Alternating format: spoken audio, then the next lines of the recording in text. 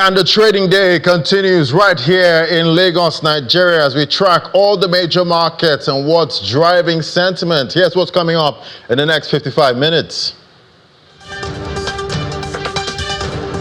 We discuss expectations as President Tinubu looks to dismantle border checkpoints with our neighbors.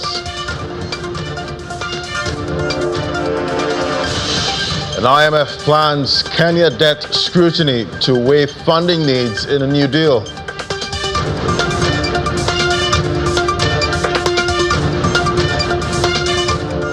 Plus, US and China slash tariff for 90 days as markets gyrate to new news.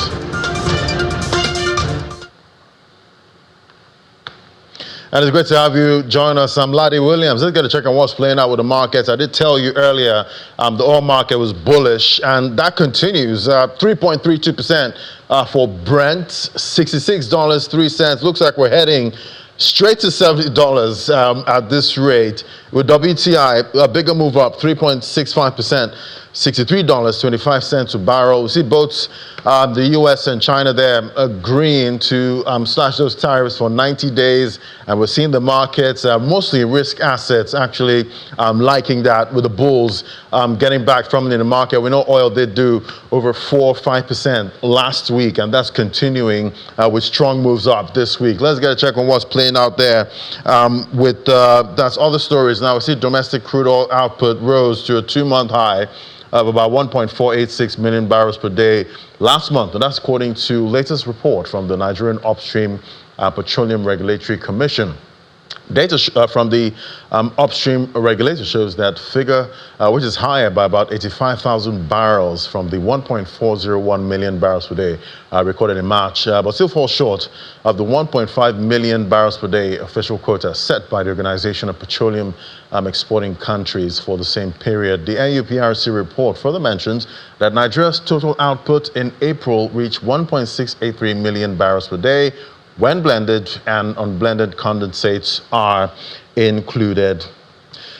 And now we see the Enugu State government says it's set to inaugurate major transportation and mobility projects in the state before the end of this month. This includes a sub-national airline, 100-unit fleets of CNG-powered buses, and smart transport program. This information was shared in a statement posted on the official X account of the Senior Special Advisor on Media to the State Governor, Mr. Dan Wome. According to him, the state airline project, Enugu Air, will debut with 3 aircraft, 2 of which have already arrived in the state. And on the mass transit initiative, Mr. also said the government had already acquired 50 CNG-powered buses, with another 50 set to arrive within weeks. Let's get a check on gold now. Gold's not looking as good as other markets that we check on other commodities. Now we're seeing red on the screen. That's for metals. The safe haven down 3.90%, $3,212 per ounce. U.S. gold futures, that's down $3,279. Spot silver, that's also not shining there, 2.17% down. Platinum, palladium, not left out, but we see a less drop there for palladium, 1.63%. And still on the back of U.S.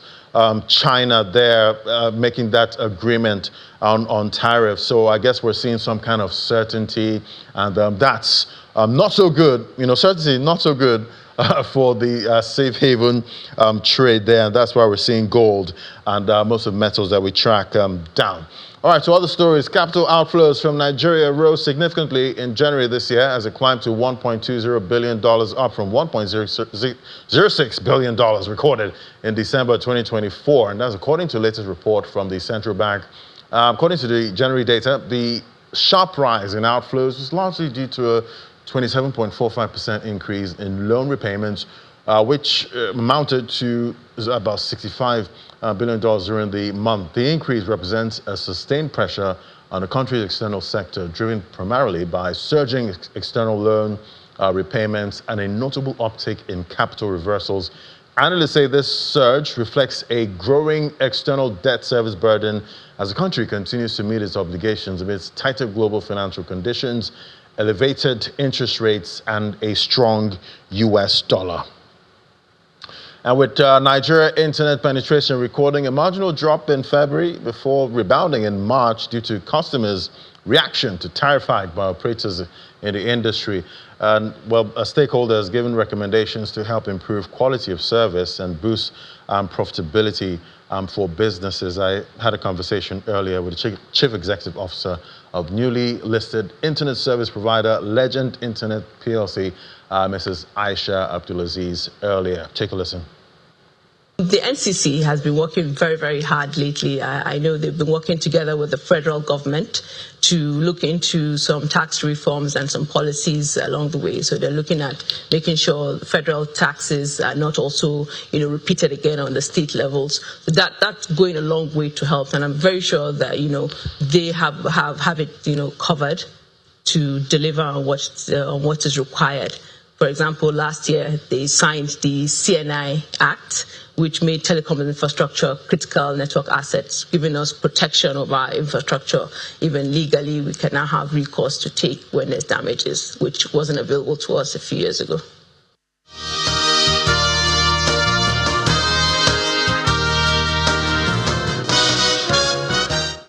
All right, we're going to be looking at trade now within the ECOWAS bloc now. President Bola Tinubu recently gave a directive to dismantle checkpoints along Nigeria's borders in compliance with the ECOWAS Free Movement Protocol, which marks a significant step towards regional integration. The Economic Community of West African States established the protocol to facilitate seamless trade, travel, and economic cooperation among member states. However, its implementation has been hindered by bureaucratic barriers, security concerns, and informal restrictions. President Tinubu's order raises critical questions about its potential impact on cross-border trade, security, and Nigeria's relationship with neighboring countries. Joining us to discuss this now, we have Mr. Femi Babams, a partner, tax, regulatory, and people services, KPMG West Africa. Great to have you on the show.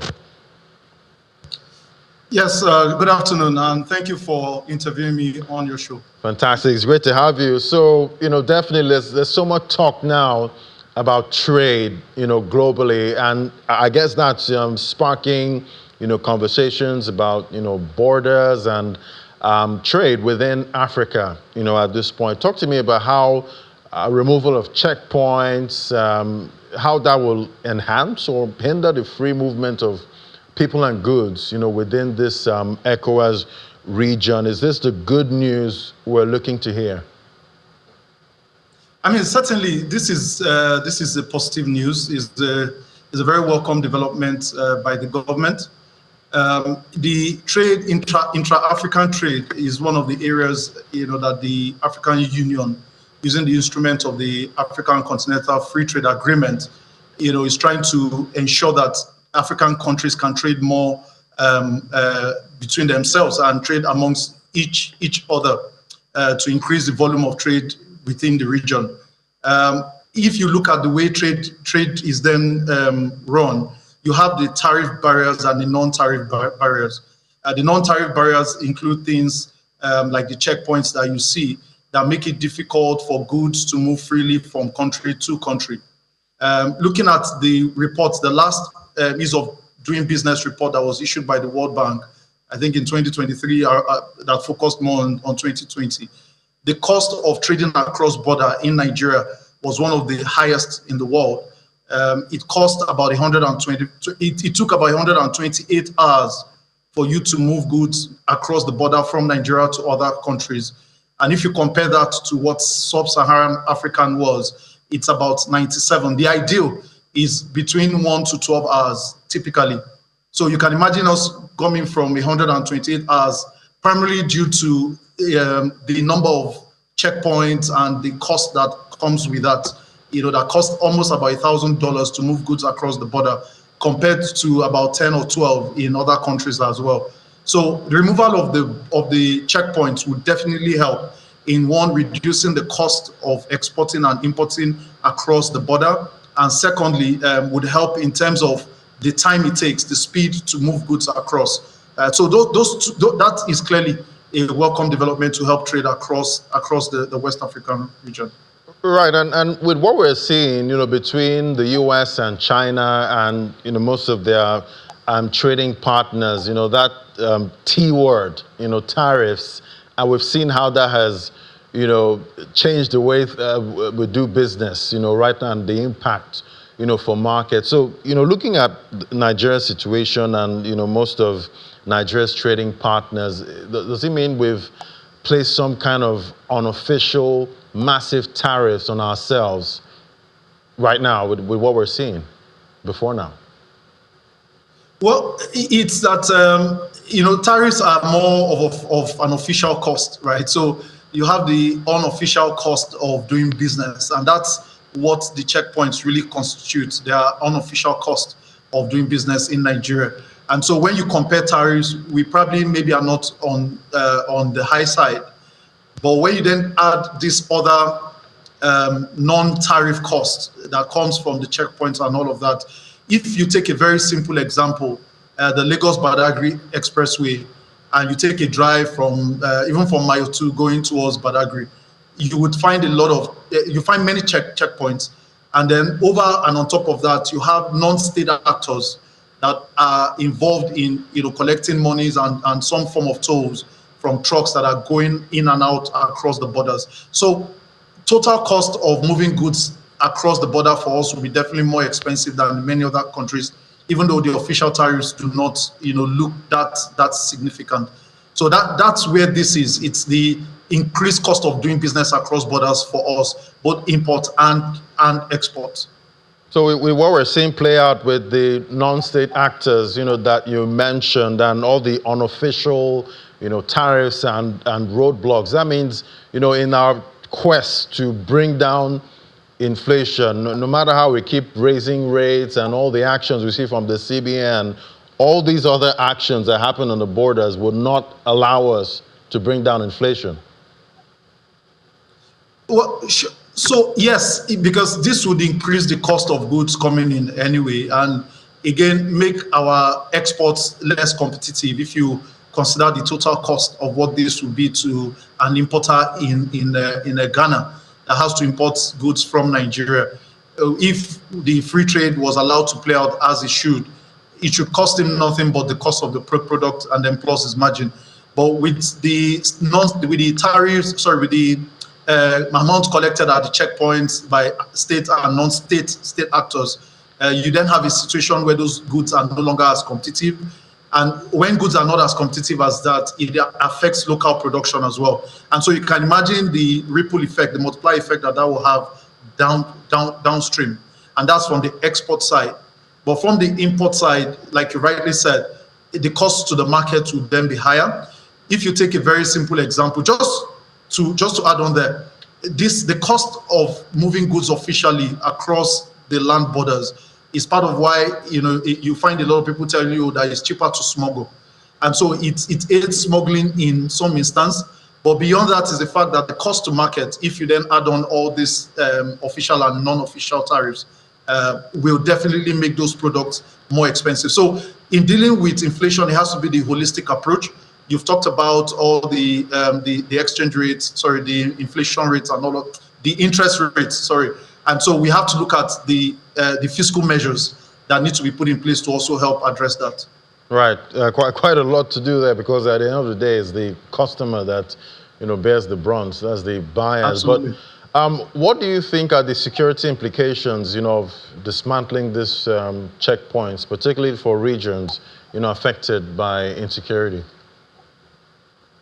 So security-wise, if you listen to the security experts talk about it, the major challenges we have in Nigeria really are the influx of arms and other illegal stuff through the unmanned borders or across the borders that are not manned. And we have a vast area of land in Nigeria, or vast border land that is not manned by either by the government on this side or by the government on the other side.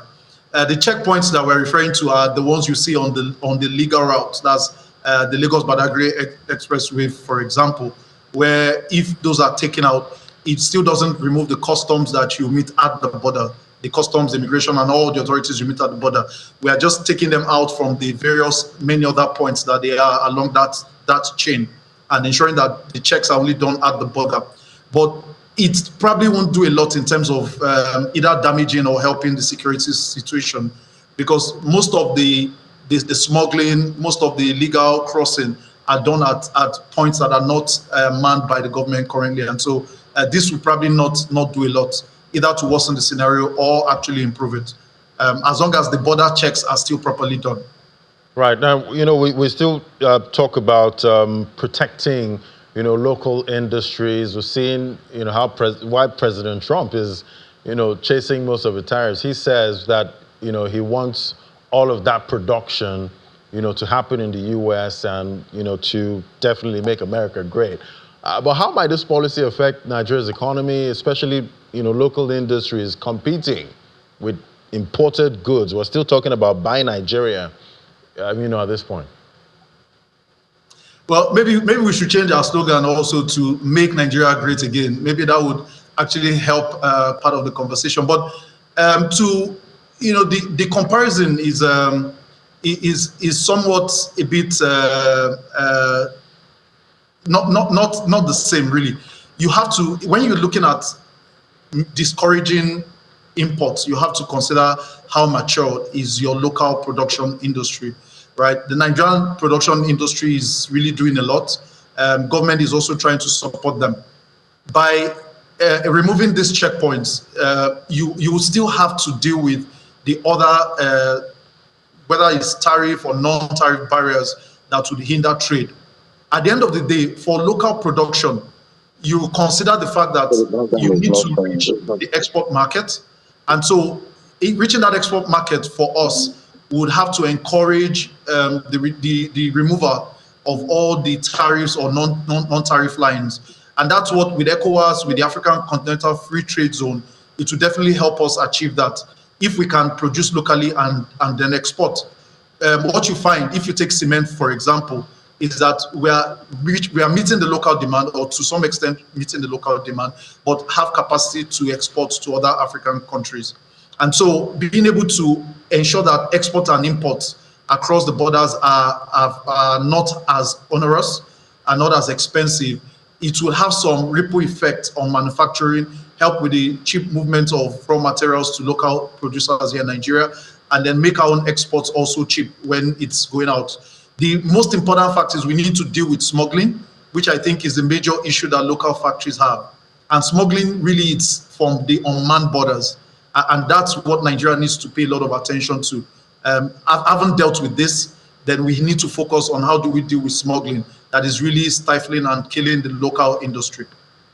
Right, and with this policy, and definitely it's all about implementation at the end of the day. We like most of these policies, but we want to see implementation. But how do you see this decision, impacting, the leadership, of the ECOWAS, from Nigeria's standpoint, holding on to that leadership role? How do you see this impacting? So I think you've said the most important factor here, which is implementation, right? It's a good policy to roll out. Having to implement it is where the real meat would then be, especially if we're going to be dealing with the non-state actors. Remember, I talked about having a lot of non-state actors. They are not at checkpoints, but you see them pop up once in a while when you have trucks going across. So implementation is definitely going to be key. And in showing the leadership across the West African region, the geopolitics of it, Nigeria being the leader and being the biggest economy in the region, if we're able to deal with the trade barriers and deal conclusively with the trade barriers that we have locally, dealing with tariffs and non-tariff items, ensuring that trade across the border is free and we can have the movement of people to support that, you will find out that it will drive a lot of the response we see from the other countries within the region. So Nigeria taking the lead, I think, will really send a positive message across ECOWAS, and would also help in pushing the same policy direction across the other countries where we have this sort of checkpoints, just ensuring that if Nigeria is able to deal with our own challenge, then we expect the other countries to follow suit. So I think it will help in further reinforcing our leadership if we're able to put the action behind this and ensure that we achieve the desired result, it will also drive the behaviors in all the other the West African countries. All right, fantastic. We do hope for the very best for most of our borders and our trading partners. Thank you so much for joining us today, Mr. Femi Babim, partner, Tax, Regulatory and People Services, KPMG West Africa. Thank you. Thank you for having me again. Thank you. Bye. All right, we'll take a break now. When we come back, we'll head straight to the markets. We don't have Ini to give us those details. I will be doing that because she's all the way in Abidjan now covering the Africa CEO Forum, and she'll give us blow-by-blow reports on what's playing out right there. I'll be back in a moment. Just stay with us.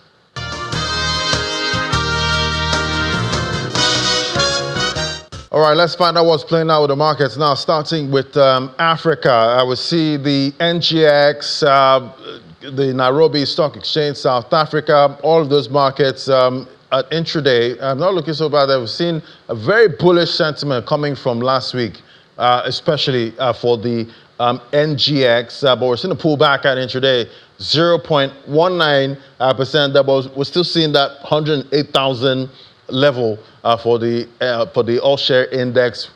Last week, we touched that critical 109,000 points, but for Friday, we weren't able to hold it. We had that pullback, and so we're still at 108,000. Maybe the bulls may be taking a breather before they break above 109, but that's definitely a key resistance point for the all-share index. For South Africa, 0.72%, 92,523 points there for the JSE all-share index. Other markets we track there, North Africa, the city EGX 30, 0.76% up, 31,668 points.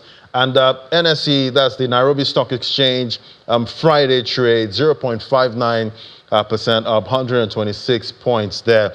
All right, still keeping it here. Let's pivot to the money market and the fixed income market. Joining us to unpack what's playing out there, we have Mr. Chuka Nwachukwu, who is a group head, balance sheet management, UBA. Great to have you on the show.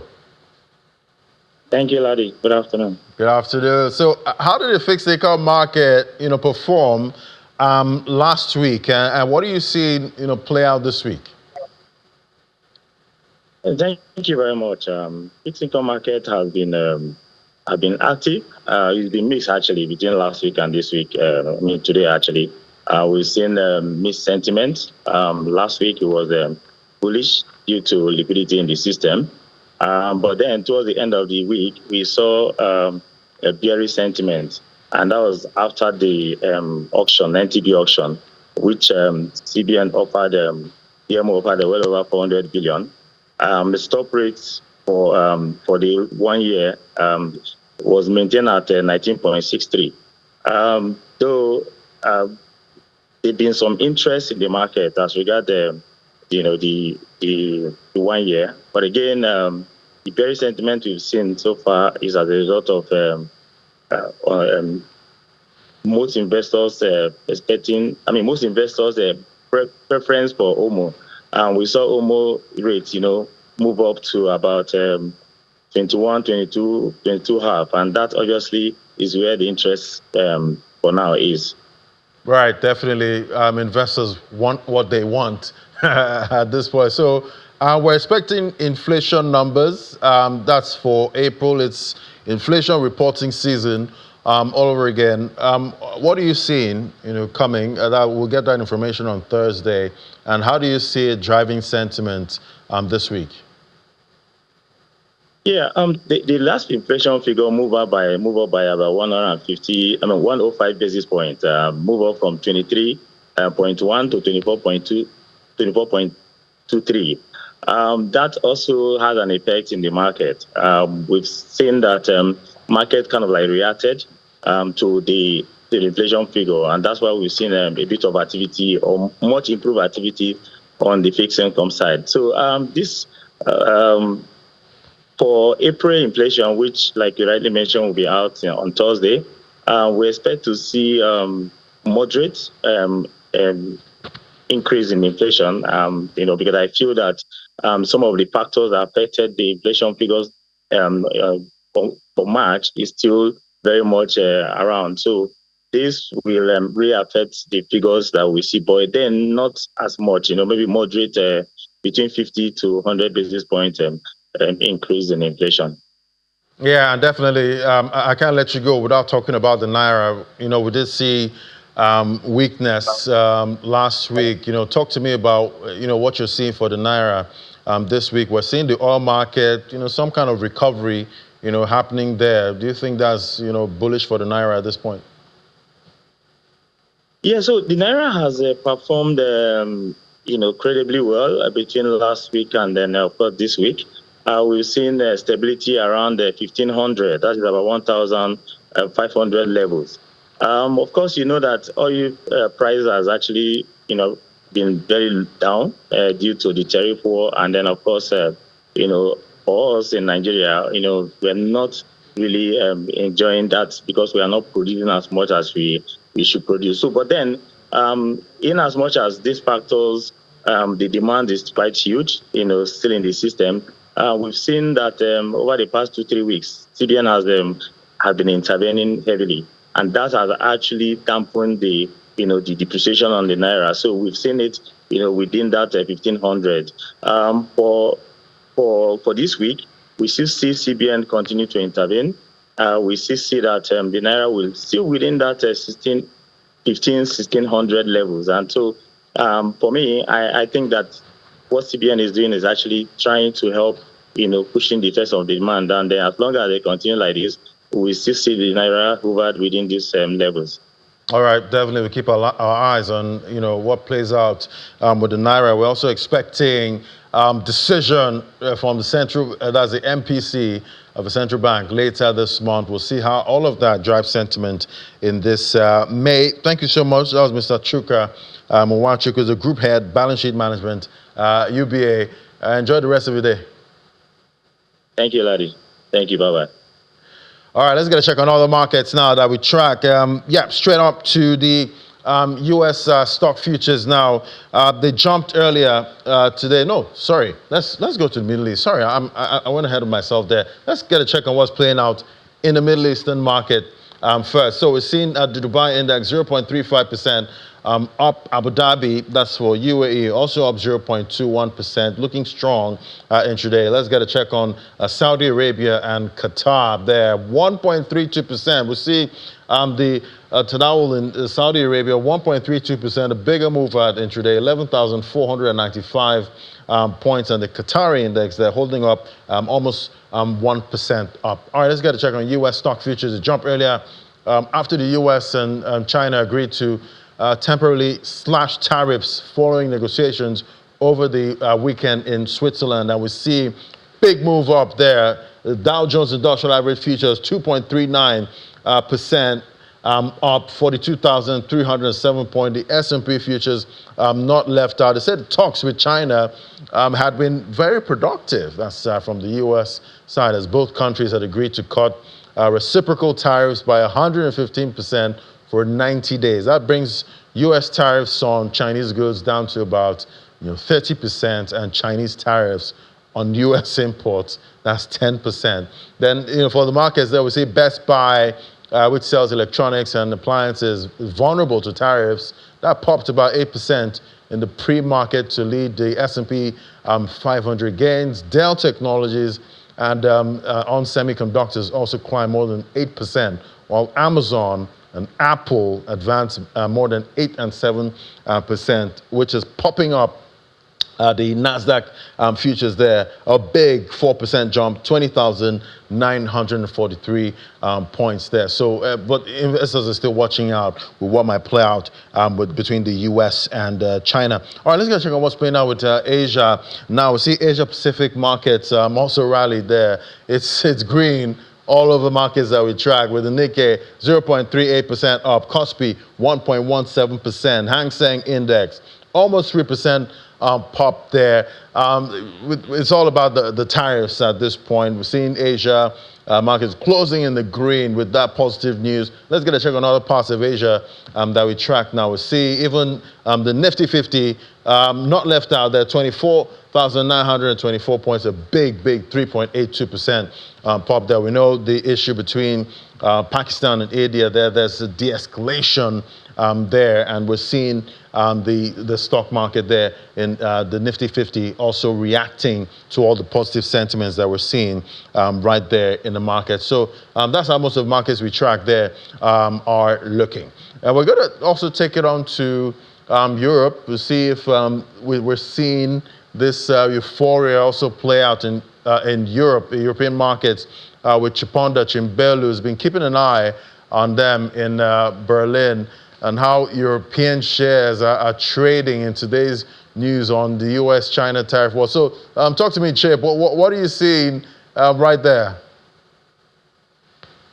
Well, here in Germany, the country's blue chip index, the DAX, soared to a new record high earlier, but it is trading off that earlier high, and it is around 0.7% right now.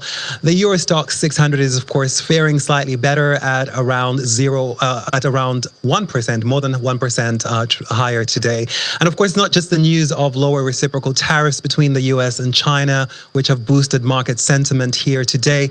Investors have also responded positively to possible upcoming negotiations between Russia and Ukraine on a potential peace deal. And of course, that ceasefire between India and Pakistan you mentioned too has also contributed to the overall market sentiment.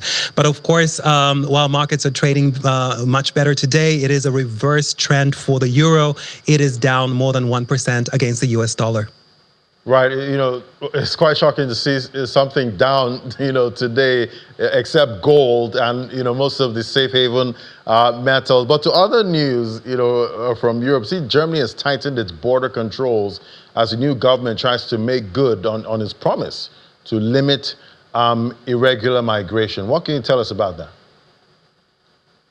Well, the major change is that Germany is now turning away asylum seekers at its borders, and only people from vulnerable groups, and that includes pregnant women and children, are allowed to enter. Now, the new government has defended this move. It says that the surrounding European countries are safe, and the asylum seekers should be applying for refuge there as per European law. Now, Berlin says migrants should apply for refuge at their first port of entry into the European Union. Now, the German government's tougher stance on migration means that an additional 3,000 federal police officers are needed to support the additional controls at the borders, according to several media reports here. And there are also many questions about whether these measures will really lower the number of irregular migrants, and of course, if the expected benefits do justify the costs. Yeah, so much focus on trade, at these times. But what costs can be expected, from the tighter border controls? Well, deploying the extra police officers to the borders is, of course, one major cost, and it does mean the officers will be moved from other places, and that, of course, means that capacities in other areas are likely to be overstretched. So, of course, in places where they provide security, such as train stations and airports, for instance. And, of course, this is something that critics have also pointed out when Germany has discussed tightening its border controls in the past. But that's not the only issue. Germany is at the economic heart of Europe. It shares borders with 9 countries, and around 250,000 of people commute into Germany every day for work. And the extra checks will slow down traffic and increase the cost of doing business here. Now, as a result of Germany's unilateral move, has of course been criticized by its neighboring countries. They say it goes against European law, which allows for the free movement of people and goods within the so-called Schengen area. Now, extra border checks, of course, are allowed in exceptional situations, such as when a threat has been identified. But of course, it's not what we're talking about here. And this is why, of course, there's criticism from other countries and the European Commission as well. So we may very well see that there might be an effort by the German government to also push for tougher restrictions on migration at the EU level going forward. All right, so much to unpack there, and definitely be tracking more. Thank you so much, Chiponda Chimbelu, for giving us the update on what's happening in Europe. All right, to other matters now. See, youth employment in South Africa, that sits at over 40%. And in rural provinces like Mpumalanga, and the numbers feel even worse with few industries, poor infrastructure, and limited access to skills development. We see many are stuck there. Our South Africa correspondent, Innocent Somosa, captures the struggles, hopes, and resilience of unemployed young people in rural village in Mpumalanga, South Africa. Have a look. In the heart of bushbuck-rich Mpumalanga province, where the land is rich but opportunities are few, young people wake up every day with dreams but no jobs to turn them into reality. They are telling me that they've applied for jobs but nothing came through. They feel forgotten. Yes, it has affected me as a young person not to work, and as for now I'm still unemployed and actually might need something to do for a meanwhile.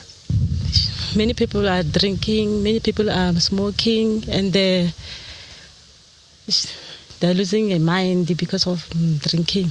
The South African government has set up 350 rands as a relief for unemployed young people. Some say it's simply not enough. Because when I check, we are about almost 60% of youth unemployed. Okay, we are happy with 370, but when I check it for 31 days, it means that you must spend 11.93 rand per day, and which is very, very bad. Despite these challenges, young people like film creator Conrad Chelwane still believe in a better future. I'm almost about 70 people, I'll say. Yeah, 70 people get job. We work there, at least they got something. Even though the money was not that much, but at least I managed to create a job for some people to get something, He's calling on the government, private sector, and NGOs to invest in rural youth. His dream is to collaborate with other creators on the continent, including Nigeria. Yeah, I would love to have. I would definitely love to collaborate with such a country like Nigeria, America, all those kinds of countries. Man, it will be a good thing, It will be a success. Meanwhile, the government says it's working around the clock to turn things around for these young people. But the good news is that although we are recognizing this, we are aware that the issue of access to finance is a critical challenge that is faced by women-owned businesses. It's not only that, we're looking at the issue that there's also market concentration. In these dusty villages, ambitions burn quietly. All they need is a chance, a spark, because when rural youth rise, the whole nation rises with them. From Mpumalanga, South Africa, Innocent Somosa, Channels Television News. Well, thank you, Innocent. Well, the International Monetary Fund plans an in-depth review of Kenya's debt to determine the nation's financing needs under a new program. This initiative follows the mutual decision by Kenya and the IMF to forego the 9th and final review of their existing $3.6 billion extended fund facility and extended credit facility arrangements, which was set to expire next month. Kenya's finance minister clarified that the decision to halt the final review was due to time constraints with the IMF. He noted that approximately $800 million remained undisbursed from the current program, and discussions are underway to incorporate these funds into a new lending arrangement. And over the weekend, we had that data from Egypt. Their annual inflation rose to 13.5% in April from 13.1% in the previous month, driven by higher prices across key sectors, including healthcare, transport, and housing. According to the data released by the Central Agency for Public Mobilization and Statistics, that's CAPMAS, the monthly consumer price index rose 1.3% to 253.8 points, up from 250 points in March. The data indicates continued inflationary pressures across essential sectors affecting households nationwide as Egypt grapples with the compounded impacts of currency devaluations, ongoing subsidy reforms, and external shocks to global food and fuel prices. The healthcare sector recorded the sharpest monthly gains, rising 7.7%, with prices of medical products and equipment surging 11.4%. Outpatient services rose 2.1%, while hospital services increased by 1.6%. Also, we see Egypt's trade balance recorded deficit narrowed to about $2.33 billion in February compared to $3.28 billion in the same month of the previous year, a decrease of about 29.1%. According to to CAPMAS, again, it's monthly bulletin for foreign trade data for February 2025. CAPMAS noted that the value of exports increased by 24.1%, reaching $4.43 billion in February 2025 compared to $3.57 billion in February 2024. All right, let's look at that buzzword there, Web3, and that's one word that's becoming very, it's coming to focus in a country like Nigeria, and we see the Build Africa Code, Collaborate, and Scale Summit happened over the weekend with Africa's top developers, tech entrepreneurs, and Web3 visionaries to discuss accelerating digital innovation across the continent. Participants highlighted breakthroughs in the African Web3 ecosystem and cutting-edge solutions. Take a listen. I would say the biggest issue developers face in this ecosystem is, like some of the participants mentioned, is partnership and funding, right? A lot of times we have builders that have like awesome solutions they want to build, but they lack certain connections that are necessary. They lack certain relationships that are necessary. For instance, relationship with, say, listing partners, relationships with VC firms, relationships with even like engineering talents, and also more importantly, my expectations are really high. Actually, I'm looking at the turnout and it's really impressive. And I've been having a lot of like meaningful and fruitful conversations. And my expectations is going forward, we'll begin to form meaningful partnerships with a lot of builders, with a lot of projects seeking to come into MOV. And say in the next 6 months to 8 months, we start seeing things begin to come to limelight. Things that we could look back on today and say this was a massive success. We've learned that a lot of developers build in silos, like there are a lot of people trying to figure things out, and also a lot of people that want to experience being a founder. So taking them from the developer mindset to the founder mindset, and also supporting them with any of our resource that we have or any of our capacity that we want to like support them in individually, either their personal life and also project life when on anything they are building. Yeah, so that's definitely a buzzword thrown around right now. That's Web3, and we're seeing Nigeria and Africa, getting at the forefront of those conversations. Well, joining me now, right here in the studio, we have Israel Adeyinka, as the Chief Product Officer at Roku, and he joins me right here in the studio. It's great to have you. Yeah, great to be here. Yeah, so Web3. Everyone's talking about, Web3 at this point. So, in your opinion, we're seeing a lot of builders, in Africa and Nigeria also trying to key in, to that segment. Do you think it's happening fast enough, in your viewpoint? Because I know you work with these people. How is adoption growing for that sector? Okay, thank you very much for the question. So primarily, we've been seeing a lot of adoption, especially amongst the young people in Nigeria. The older generation, of course, are not catching up as quickly as we need to. They're ready for that. Yeah, essentially the same with almost every innovation we've experienced over the last 2 decades or 3 decades. So, but the greatest hindrance to adoption, I would say, within our ecosystem is a lack of education, where people don't really understand how even the term Web3 came to be, because there was a Web 1 and then there is a Web 2 before we talk about Web 3, and you can't really drive adoption deeply enough if you don't draw the distinction, because but for some of our viewers that might not even know what Web 3 is, or even know that it has changed from Web 1 all the way to Web 3. What is Web 3 really? Okay, Web 3 is essentially a version of the internet where you can read data on the internet, write data to the internet, and ultimately own the data that you write. So it's a whole new age of transparency when it comes to how we interface with the world around us using the instrumentality of the internet. So, and if I could piggyback on Web 2 and Web 1. So Web 2 essentially is where you, okay, let me start from Web 1. Web 1 is a read-only internet where, data just existed and you would go over to the internet to read it up. So it was more like a digital or newspaper. But then Web 2 was the age of social media, the emergence of social media, where you could read and write to the internet. But the problem is, when you write, someone has to store it up for you. And that's where the whole rebellion with the big tech companies started from, about privacy violation, selling data and all of those stuff. So Web3 is essentially meant to stage a rebellion against big tech. And not essentially rebellion, but to let you know that, your data is being used in certain ways that you might not be comfortable with.